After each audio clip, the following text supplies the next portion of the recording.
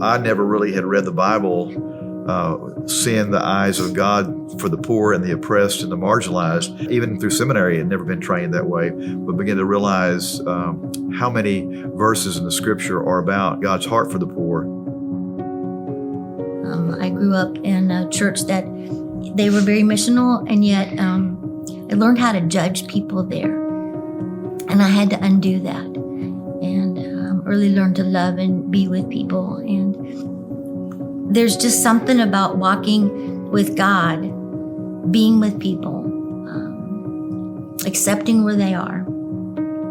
I just walked the neighborhood. I just walked the streets and got to know people. And the girls that were working the corner became my friends, and they had names, and they had families, and they had trauma.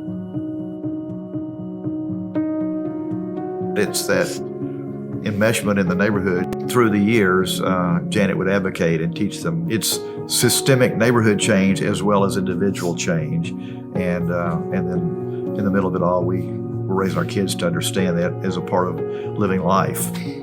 Having children and doing this was fabulous for me. I loved it because I loved taking my kids and training them and discipling them, letting them be around people that were probably not going to be on their path unless they were going with me and going door to door, or running across courtyards in Europe, or hanging out in slums in India.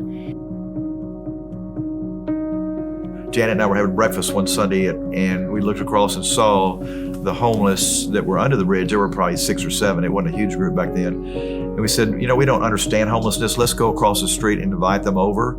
And so we did, walked across and said, look, we'll buy you breakfast if you'll come over. They said, yeah, we'd love to. So they came over, and we had a 2-hour discussion and bought breakfast for them. The third week they had, breakfast was $250, and thought, we can't keep doing this. So why don't you come under our bridge where we live over here and do a Bible study. We sat in a circle and did a little Bible study on Romans, and she sang a few songs, and it went well. And they said, come back. And then the Baylor kids slowly started wandering over to help us. And then it just kept growing. And it became a church similar to today that is black, white, and brown, rich and poor, very diverse. Everybody's included. And so the church there's an authenticity to it that you can't get anywhere because it's unique. Sometimes it looks like we hang out with invisible people, and sometimes we look invisible. I'm appreciative that we've been seen. We are pro-Ecclesia. The church matters. And so it's fun to be a part of something that I believe is very basic to the reason Baylor exists. And to be able to be honored for that is really humbling.